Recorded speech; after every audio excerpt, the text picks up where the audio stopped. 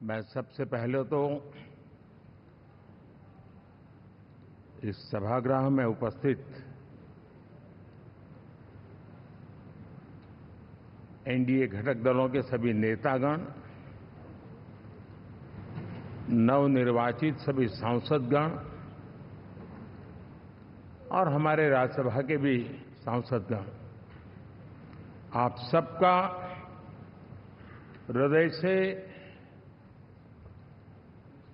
बहुत बहुत आभार व्यक्त करता हूं।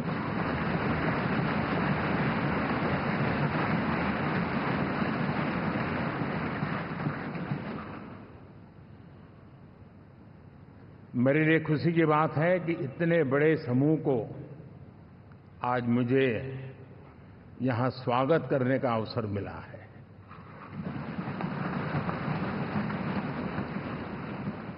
जो साथी विजयी होकर के आए हैं वे सभी अभिनंदन के अधिकारी हैं, लेकिन जिन लाखों कार्यकर्ताओं ने दिन रात परिश्रम किया है, न उन्होंने दिन देखा न रात देखी, और इतनी भयंकर गर्मी में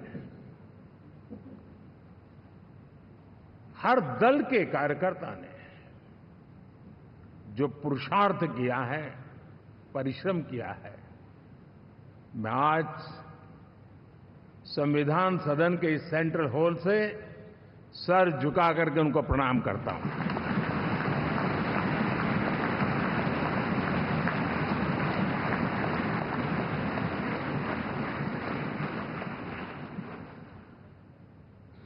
साथियों, मेरा बहुत सौभाग्य है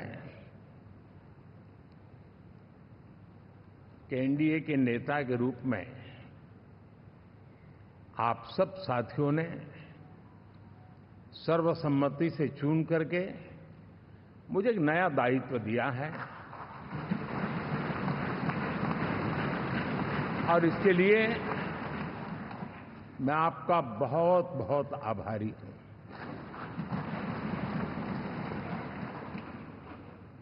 व्यक्तिगत जीवन में एक मैं जवाबदारी का एहसास करता हूं। जब 2019 में इस सदन में मैं बोल रहा था, आप सबने मुझे नेता के रूप में चुना था, और तब मैंने एक बात पर बल दिया था, विश्वास। आज जब आप मुझे फिर से एक बार ये दायित्व देते हैं, इसका मतलब है कि हम दोनों के बीच, हम आपस में विश्वास का सेतु इतना मजबूत है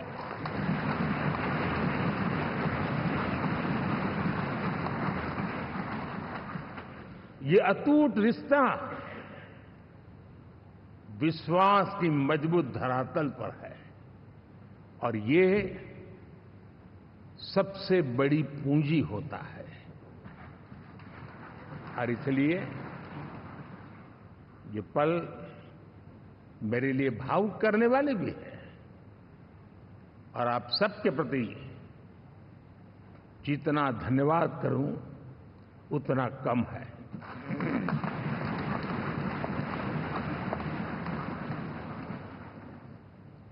साथियों,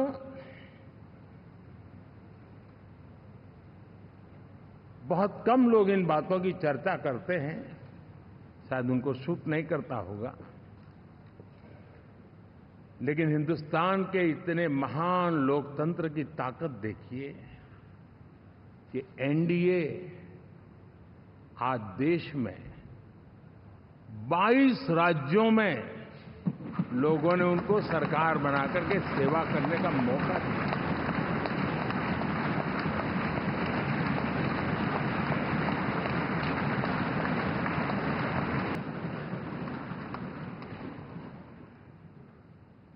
और अगर मैं 14, 19 और 24 तीन चुनावों को जोड़ करके कहूं कांग्रेस के तीन चुनाव जोड़ूं तो इन 3 चुनाव में जितनी सीटें हमें मिली है उससे ज्यादा हमें इस चुनाव में मिली है।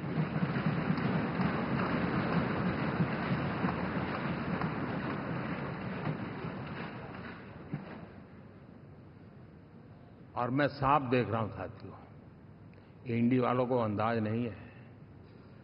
वे धीरे धीरे पहले तो डूब रहे थे, अब तेज गति से ये गर्त में जाने वाले हैं।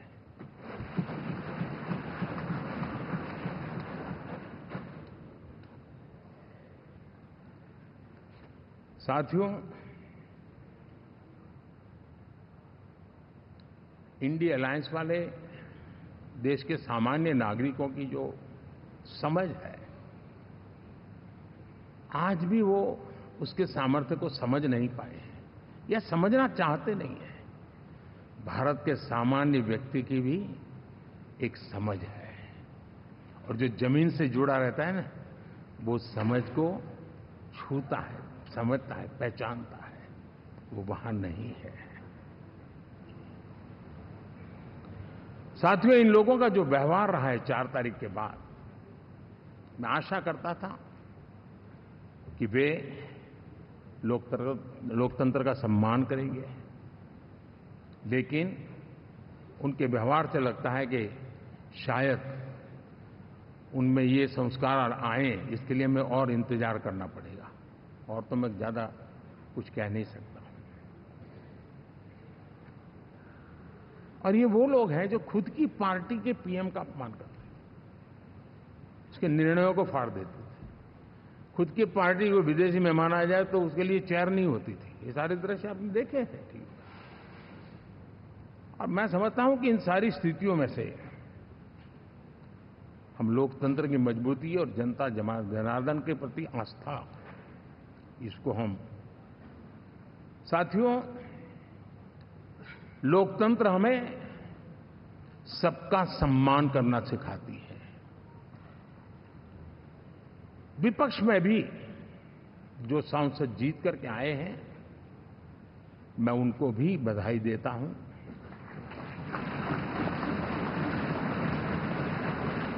और मैं पिछले 10 वर्ष में एक चीज मिस कर रहा था कि debate, participation, quality of debate मैं मिस कर रहा हूं। लेकिन मैं आशा करता हूं कि अब इस नया जो सदन बना है, वो कमी मुझे खलेगी नहीं। शायद हमारे साथी भी राष्ट्रहित की नीयत के साथ सदन में आएंगे, और भले वो विपक्ष में बैठे होंगे, लेकिन राष्ट्र के विपक्ष में नहीं है, हमारे विपक्ष में है। राष्ट्र में तो हम सब एक ही दिशा में हैं।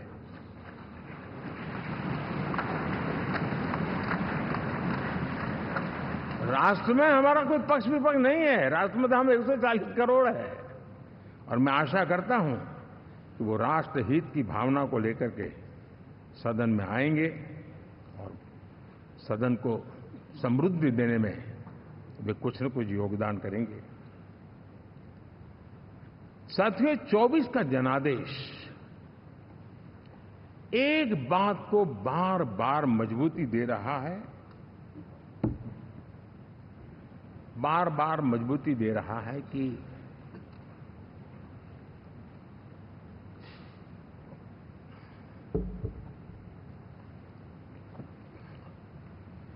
देश को आज के वातावरण में सिर्फ और सिर्फ एनडीए पर ही भरोसा है।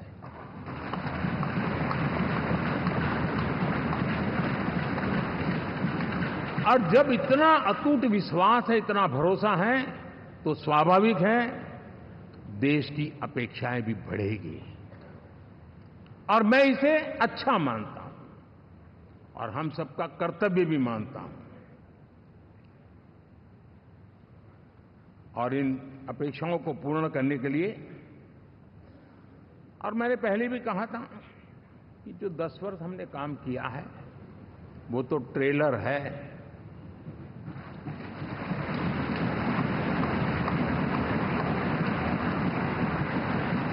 और वो मेरा चुनावी वाक्य नहीं था, ये मेरा कमिटमेंट है। हमें और तेजी से, और विस्तार से, और तेज गति से देश के आकांक्षाओं को पूर्ण करने में रत्ती भर भी विलंब नहीं करना है।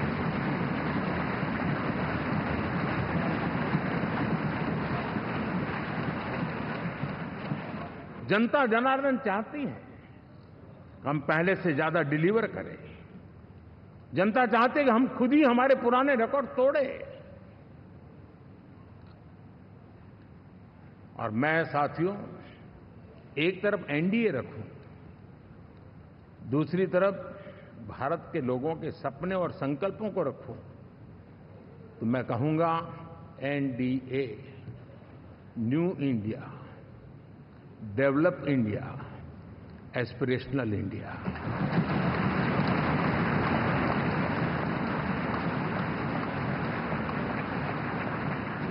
और इसी सपने और संकल्पों को पूरा करना, ये हम सबका संकल्प भी है, कमिटमेंट भी है, और हमारे पास रोड मैप भी है।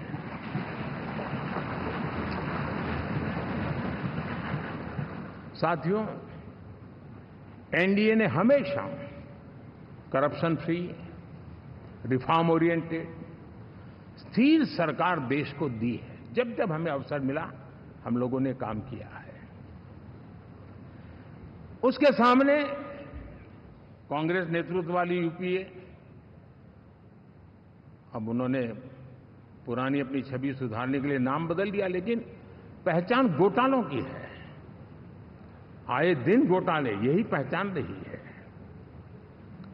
और नाम बदलने के बावजूद भी देश उनके घोटालों को नहीं भुला है, उनको नकारा है।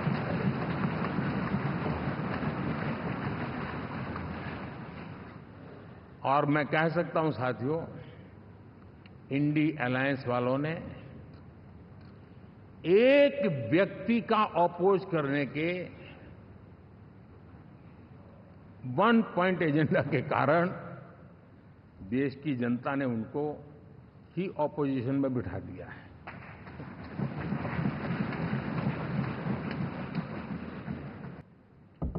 गुलामी के दौर से गुजर रहे थे, तो औद्योगिक क्रांति का जितना फायदा लेना चाहिए हम नहीं ले पाए। अब एक नया युग शुरू हो रहा है, हरित युग,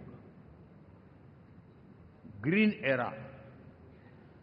भारत के पास बहुत संभावनाएं हैं इसका नेतृत्व करने की, और हम इसके लिए आने वाले दिनों में ग्रीन हाइड्रोजन की बात हो, ग्रीन एनर्जी हो, या ग्रीन जॉब्स हो, या ग्रीन मोबिलिटी हो, इन सारे विषयों को हम इतनी तेजी से आगे बढ़ाना चाहते हैं ताकि इस हरित युग का नेतृत्व दुनिया में भारत का सामर्थ्य सिद्ध कर दें, ये हम चाहते हैं। साथियों, इसी सिलसिले में इस 5 जून को जब पर्यावरण दिवस था, 4 जून को नतीजे आ गए थे, तो उसी दिन मेरे मन में एक विचार आया कि कार्यक्रम 5 जून को हमने आरंभ किया, एक पेड़ मां के नाम। हर किसी को मां के प्रति श्रद्धा होती है, और मैं भी देशवासियों को कहूंगा कि आने वाले समय में कभी आपकी माताजी का जन्मदिन हो, क्या कोई और शुभ दिन हो, अपनी मां के नाम पर एक पेड़ लगाइए, और मां जीवित है तो साथ लेकर जाइए, उनकी फोटो आप सोशल मीडिया में अपलोड कीजिए, और मां नहीं है तो उनकी फोटो रख करके एक पेड़ लगाइए, और वो अपनी मां का भी सम्मान होगा और धरती मां की सेवा होगी। हम इन 2 माताओं की सेवा करें। और पिछले 10 वर्ष में भारत ने जिन कामों को बढ़ लिया है, आज भारत की छवि विश्व बंधु की बन चुकी है। दोस्तों, विश्व हमें एक बंधु के रूप में स्वीकार कर रहा है, और जब दुनिया हमें विश्व बंधु के रूप में स्वीकारती है तो हमारी वैश्विक जिम्मेवारियों को भी हमने हमारे आने वाले रोड मैप में महत्व देना ही होगा। और भारत की सफल विदेश नीति ने अच्छे परिणाम भी दिए हैं।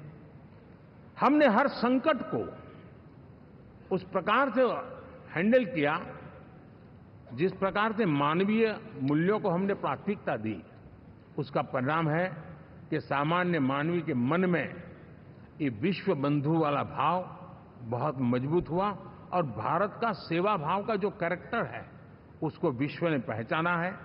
चाहे यूक्रेन का संकट हो, चाहे अफगानिस्तान का संकट हो, हर हमारे लोगों को बचाना हो, हमने किसी भी में हमने कोई कमी नहीं रखी है। और साथियों, ये क्षमता के कारण भारत में निवेश की संभावनाएं बहुत बढ़ने वाली है। मैं राज्यों से भी कहूंगा कि आप प्रगतिशील नीतियां बनाकर रेडी रहिए। विश्व आज आपके आंगन पे दरवाजे पर दस्तक दे रहा है और जो राज्य ज्यादा स्पष्ट नीतियों के साथ आएगा, जो राज्य उन कंपनियां विदेश आने वाले लोगों को ठीक से हैंडल करेगा, उसको बेनिफिट मिलने ही वाला है। और भारत ने जो नीतियां बनाई है, भारत ने जो वातावरण बनाया है, उसका लाभ भारत के हर राज्य को मिलना चाहिए और उस दिशा में हम तेजी से काम करना चाहते हैं। साथियों, हमने G20 समिट में देखा है, दुनिया का भारत के प्रति नजरिया बदला है। जो लोग इन चीजों को माइन्यूटली देखते होंगे उनको पता होगा कि G20 एक प्रकार से कई संकटों से गुजर रहा था। उतार चढ़ाव आते रहते थे, बिखराव भी नजर आ रहा था, लेकिन भारत में G20 आने के बाद नए प्राण से भर गया है, नया सामर्थ्य आ गया है। और ये भारत की ताकत है कि उसने पूरे विश्व को जोड़ने में G20 के माध्यम से बहुत बड़ा काम किया है। और उसके इन दिनों भी जो परिणाम आए इसके बाद मेरा काफी समय विदेश के सरकारों से फोन अभिनंदन स्वीकार करने में गया। और शायद मैं 2014 में 19 में भी ऐसा अनुभव नहीं था जितना इस बार फ्लो है। दुनिया के करीब करीब, अब नाम ले, उसने भारत को शुभेच्छा व्यक्त की है या बात करने की कोशिश की है। यानी ये वैश्विक जो हमारा ताकत है उसका परिचय करवा रहा है। और उसके कारण मैं मानता हूं कि विश्व में हमारा सम्मान और साथ साथ भारत में निवेश, ये दोनों संभावनाएं बढ़ रही है। साथियों, हमारे संविधान का 75वां वर्ष है। हम चाहते हैं कि संविधान हमारी संवैधानिक संस्थाओं का संरक्षण भर इसके मात्र के लिए है, ऐसा नहीं, कोई अदालत में धाराओं का उपयोग करके काम करने के लिए नहीं है। ये एक हमारी भावना है, हमारा स्पिरिट है। और हमें इस 75 साल को ऐसे मनाना है ताकि हम संविधान के स्पिरिट को जन जन तक पहुंचाएं। हर जन को संविधान की जो भावना है, कर्तव्य की भावना है, अनेक बात ऐसे इस बात है, उन सब प्रति समर्पण उसका बढ़े, उस दिशा में हम काम करना चाहते हैं। साथियों, छत्रपति शिवाजी महाराज के राज्याभिषेक के 350 वर्ष के उत्सव में देश आज रंगा हुआ है। और हमारे लिए सबसे बड़ी प्रेरणा है क्योंकि उसमें राष्ट्र प्रथम की भावना है। छत्रपति शिवाजी महाराज को याद करते ही राष्ट्र प्रथम की भावना हमें मजबूती देती है। और इसलिए हम देश में इसी एजेंडा को आगे रखते हुए, और जब इसी समय 350 साल का पर्व आया है, तो हमें अपनी पॉलिसी और परफॉर्मेंस और सामान्य मानवीय का जीवन बेहतर करना है, उसमें जरा भी विलंब नहीं करना है। साथियों, विकास की सारी तैयारियां, रोड मैप लेकर को हम चलेंगे ही, चल रहे हैं। लेकिन साथ साथ हम नए नए सांसद आए हैं, कुछ पुराने सांसद हैं, कुछ ज्यादा अनुभवी सांसद भी हैं। आप देखते हैं कि इन दिनों, पिछले 2 दिन से आप टीवी पे देखते होंगे, एक भी सच्चाई मुझे उसमें नजर नहीं आई। कोई ये कह रहा है, कोई वो कह रहा था, सब मैंने कहा भी जरा पूछो तो ये जानकारी लाते कहां से, गपगोले चला रहे, किसी के खाते में कुछ भी डाल करके चल रहा है। तो मतलब ये थोड़े दिन, क्योंकि 10 साल से ऐसे अवसर नहीं मिले हैं, तो शायद ये उबाल जरा ज्यादा रहेगा। लेकिन आप मान के चलिए जी, ऐसे लोग कोई पहुंचेंगे, बस आप मेरा अच्छा संबंध है, मंत्री में आपका नंबर कर सकता हूँ। आया हमें भी पता नहीं होता यार, हो सकता है मिनिस्टर बनने का ही रास्ता होगा तो हम भी गलती से उसका हाथ पकड़ लेते हैं और वो पता नहीं वो किस खाई में डुबो देता है। कभी कभी तो शायद अब तो टेक्नोलॉजी ऐसी है कि हो सकता है मेरे सिग्नेचर से कोई लिस्ट बाहर निकल जाए कि ये मंत्री बन गए। हो सकता है कोई बुद्धिमान डिपार्टमेंट भी बांट दे। तो आजकल कई लोग सरकार बनाने में लगे हुए हैं, मंत्री पद बांट रहे हैं, पद बांट रहे हैं, व्यवस्था बांट रहे हैं। मैं आपसे आग्रहपूर्वक कहता हूं, और जो मोदी को जानते हैं, ये सारे प्रयास निरर्थक है वे।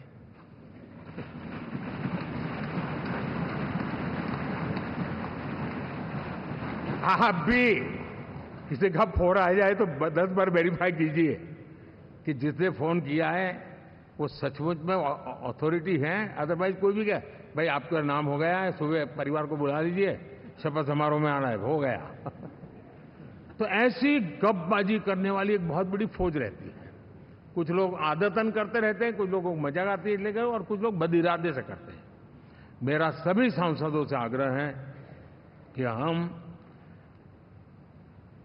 इन सारे षड्यंत्रों का शिकार न बने। दूसरा, हमारे जो इंडिया अलायंस वालों ने इस चुनाव में फेक न्यूज में एक्सपर्टाइज कर लिया, डबल पीएचडी कर लिया उन्होंने, वो शायद इसका भरपूर उपयोग करेंगे। हम कृपा करके इन चीजों से दूर रहें, अफवाहों से दूर रहें। ये जो टीम बैठी है वो अनुभवी टीम है, मुझे भी सही सलाह देने वाली टीम है, और इसलिए टीम मिलकर के बहुत सही निर्णय करने वाली है। कृपा करके ब्रेकिंग न्यूज के आधार पर देश चलेगा नहीं, ये मान के चलिए।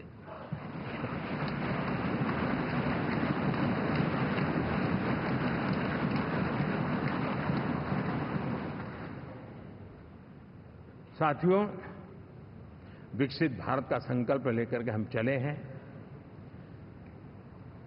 3 नंबर की इकोनॉमी पहुंचना मैं जानता हूं, निश्चित रोड मैप के साथ उसको हम पार करने वाले हैं।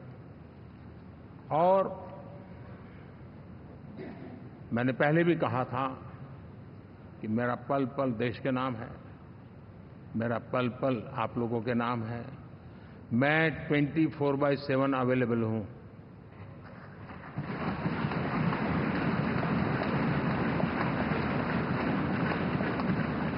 हमें मिलकर के देश को आगे बढ़ाना है। फिर से एक बार आप लोगों ने मुझ पर जो विश्वास जताया है, जो प्यार दिखाया है और जो समर्थन दिया है, वाकई मैं मानता हूं भारत के लोकतंत्र की एक बहुत बड़ी ताकत है।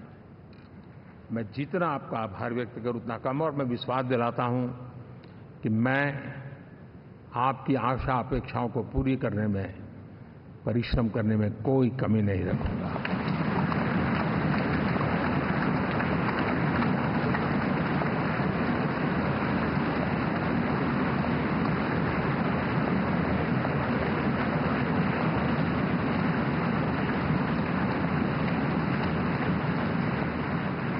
मेरे लिए जन्म सिर्फ और सिर्फ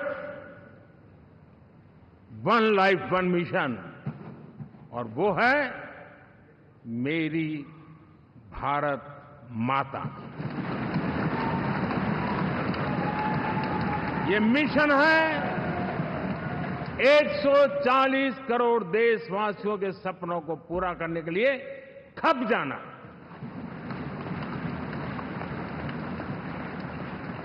ये मिशन है 140 करोड़ देशवासियों को 1000 साल की मुसीबतों से जो गुजरी हुई पीढ़ी दर पीढ़ी है, उसे मुक्ति दिला करके सम्मान के साथ विश्व में मेरा हर देशवासी दुनिया उसे देखे तो उसका मन कर जाए, काश ये हिंदुस्तान का है, अरे नजर मिल जाए तो अच्छा होगा। ये मैं स्थिति पैदा करना चाहता हूं। उसका मन लालायित होना चाहिए, हिंदुस्तानी है, अरे यार जरा हाथ मिला लूं, कुछ एनर्जी मुझे भी आ जाए। मैं देश को इस ऊंचाई पे ले जाना चाहता हूं। और साथियों, मुझे पक्का विश्वास है आपका साथ, आपका सहयोग, आपका अनुभव बहुत बड़े परिणामों की संभावनाएं लेकर के आया है। लोकसभा का ये गठन उन सभी आकांक्षाओं को पूरा करेगा। मैं फिर एक बार आप सबका हृदय से बहुत बहुत धन्यवाद करता हूं।